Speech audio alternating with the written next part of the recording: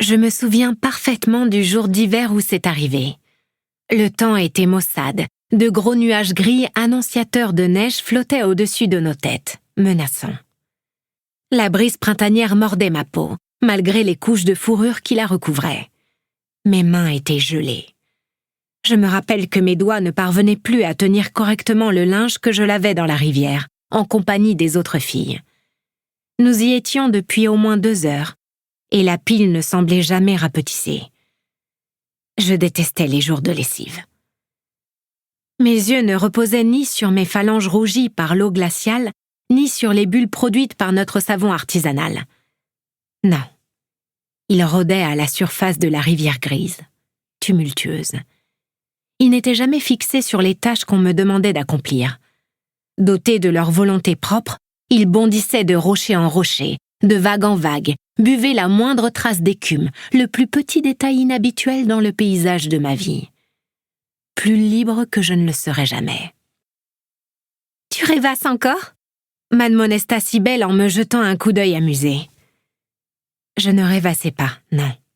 Je dévorais le décor. Je cherchais quelque chose, même si je ne savais toujours pas quoi, au bout de mes 10 longues années de vie. Ton père va encore te filer une rouste s'il reste des taches sur le tissu, poursuivit-elle plus inquiète. Elle avait raison. Cybèle était ma meilleure amie.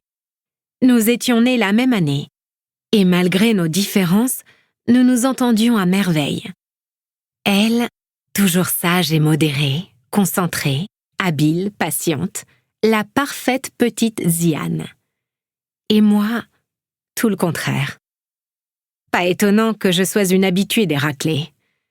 Cependant, et contrairement à ce que mon père prétendait, je ne le faisais pas exprès. Je voulais ressembler à Cybèle, mais j'avais beau y mettre toute mon âme, je n'étais qu'une pâle imitation. À 10 ans, une fillette Ziane devait déjà savoir accomplir la plupart des tâches qui incombaient aux femmes.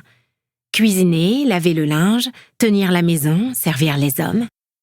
Je me débrouillais dans chacune de ces catégories. Mais il n'était pas rare que je commette une bourde qui me valait de voir apparaître sur mon visage des fleurs mauves et bleues. Aucune de mes camarades ne pouvait se vanter d'arborer un si joli nuancier de couleurs sur les joues. « Et d'abord, tu regardes quoi avec autant d'insistance ?» C'était elle qui insistait. Moi, je me contentais de chercher ce qui m'échappait. Je n'eus pas l'occasion de répondre. Mon regard vagabond capta une petite explosion de couleurs dans le gris triste du torrent, ce détail qui n'appartenait pas à mon monde, celui que j'avais cherché toute ma vie. Je me redressais et plissais les paupières, avant de les rouvrir en grand. Je délaissais mon drap qui se mit à dériver lentement dans le courant et détalait comme un lapin. Cybèle poussa une exclamation surprise, mais les autres filles ne me prêtèrent guère attention, habituées à mes frasques. Mes oreilles décidèrent de suivre l'exemple de mes yeux. Elles ignorèrent les appels répétés de mon amie, ainsi que ses mises en garde. Il n'y avait plus le moindre doute de toute façon. J'allais la recevoir, ma rouste. À l'heure actuelle, pourtant, la perspective me laissait de marbre. Seule comptait la forme colorée emportée par le dieu en colère que je tentais laborieusement de suivre. Je fus rapidement à bout de souffle, mais je parvins à la garder en vue, à travers le feuillage touffu de la forêt dans laquelle nous habitions. Parfois, je voyais un bras se détacher du reste, s'élever vers le ciel comme pour accrocher un nuage, puis retomber dans l'eau moutonneuse. Pourtant, et malgré l'évidence, aucun cri ne me parvenait. L'être humain était en train de se noyer en silence. Le cœur battant la chamade, la peur au ventre, je continuais de le suivre à travers les frondaisons, sans savoir quoi faire. Je n'avais que 10 ans. J'étais petite et frêle.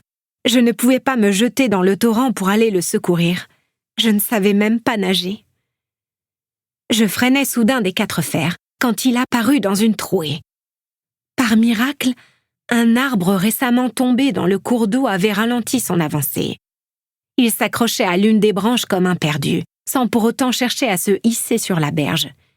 Il était à bout de force, cela était évident, même pour une fillette comme moi.